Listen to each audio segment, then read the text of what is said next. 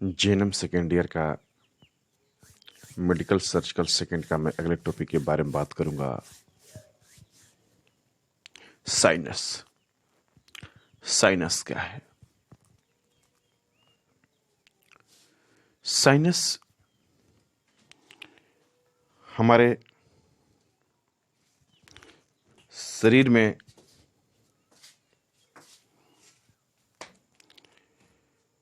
जो head part होता है, इस हेड पार्ट की जो उसमें जो हड्डियां होती है, जैसे माउथ में हड्डियां, हेड में हड्डियां, नाक में हड्डियां, ये सभी हड्डियां जो क्या होती है, खोखली होती हैं। इसमें हवा भरी होती है। जो हड्डियां होती है ये खोखली होती है। खोखली क्यों होती है? क्योंकि चेहरा ज़्यादा भारी न हो। चेहरा ज़्यादा भारी न हो, इसके चलते जो हड्डियां होती हैं ये खोखली होती है और इसमें हवा भरा रहता है। और ये साइनस जो होता है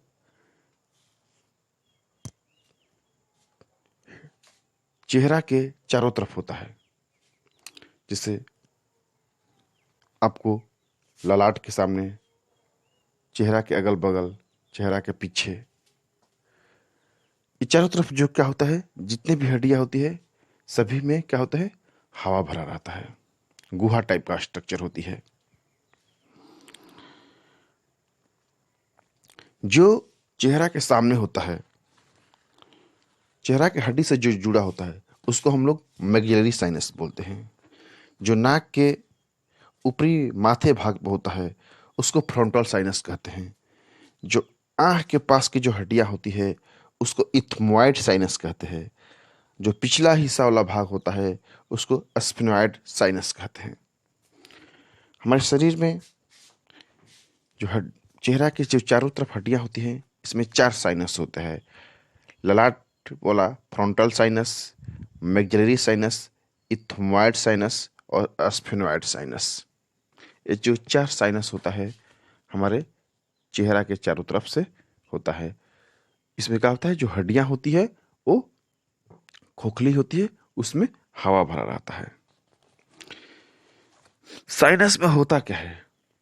साइनाइटिस, साइनसाइटस, साइनसाइटस, साइनसाइटस में होता क्या है? साइनसाइटस में होता क्या है कि जो हड्डियों में जो हवा भरी रहती है उसमें क्या होती है, सूजन आ जाता है। और सूजन आने के पीछे कारण क्या होता है? इन्फेक्शन, संक्रमण। जब उनमें इन्फेक्शन हो जाती है, संक्रमण हो जाती है, तो उसके चलते क्या होता है, उसमें सूजन आ जाती है। और उस सूजन आने के चलते हमारे शरीर में विभिन्न प्रकार का कष्ट होना चालू होता है। जैसे सर दर्द हो जाता है, नाक बंद होने लगता है, आपको सर्दी जुकाम टाइप का होता है। और ये होता किस लिए है? बैक्टीरियल और वायरल इन्फेक्शन के चलते होता है। इसके ऐसे बहुत से कारण हैं, लेकिन इसमें जो मेन इम्पोर्टेंट कारण है बैक्टीरियल इन्फेक्शन और वायरल इन्फेक्शन के चलते क्या होता है, ये संक्रमित हो जाता है। साइनस जो होता है 2 प्रकार का होता है। एक एक्यूट होता है, मतलब एक शॉर्ट टर्म के लिए होता है, मतलब कि कम समय के लिए होता है। मीन्स कि वो 30 दिन 1 महीने के अंदर वो अपने आप ही ठीक हो जाता है। एक होता है क्रोनिक, जो कि लंबा दिन चलता है, वो 1 महीना से ऊपर चला जाता है और ज़्यादा आपको सीरियस भी होता है। इसमें इसका कारण क्या है? इसका कारण क्या है? इसका कारण है आपको वायरल इन्फेक्शन और बैक्टीरियल इन्फेक्शन। प्रदूषण, प्रदूषण के चलते भी होता है आपको। रेस्पिरेटरी ट्रैक्ट में इन्फेक्शन के चलते भी होता है। स्टेफाइलोकोकस न्यूमोनिया जो बैक्टीरिया होता है उसके चलते भी होता है आपको। इन्फ्लुएंजा होता है वायरस, उसके चलते होता है आपको। जब आपको दांतों में जब इन्फेक्शन होता है उसके चलते भी आपको साइनस होने का संभावना रहता है।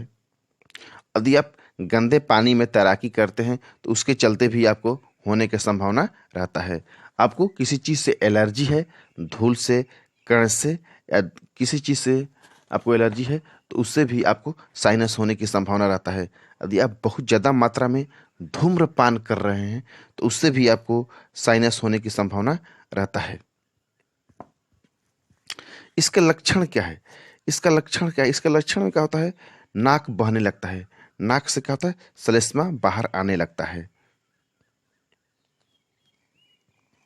सांस लेने में आपको तकलीफ, परेशानी होती है। आपको अस्थमा टाइप का महसूस होने लगता है। नाक का आंख में आपको सूजन आने लगता है। आपको दर्द महसूस होने लगता है। आप किसी भी गंध को, स्वाद को परख नहीं पाते हैं। परखने की जो क्षमता होती है वो खत्म हो जाता है। कान दर्द करने लगता है। दांत में दर्द महसूस होने लगता है। रात में खांसी आने लगती है। गले में खराश हो जाता है। चिड़चिड़ापन आ जाती है। भूख, थकान लगने लगता है और जी मिचलाने लगता है। ये इसका लक्षण है शुरुआती टाइमिंग में।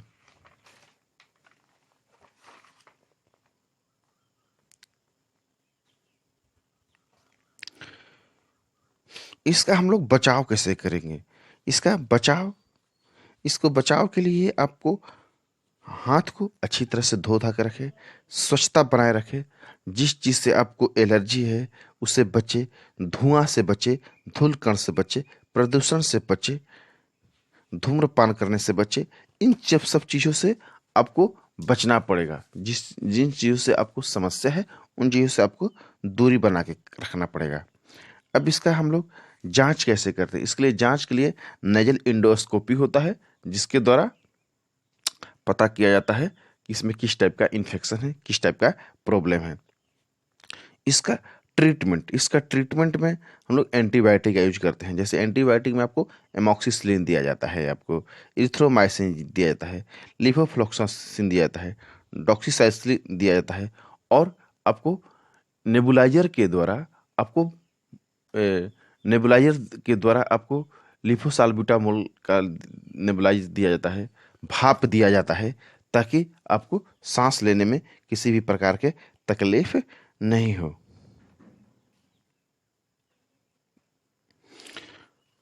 यदि आपको ऑपरेशन की आवश्यकता पड़े तो बाद में आपको ऑपरेशन भी करने की यदि ज़रूरत होता है तो आपको ऑपरेशन का भी सलाह दिया जा सकता है और अच्छे डॉक्टरी सलाह के हिसाब से आप अपना ऑपरेशन भी करवा सकते हैं।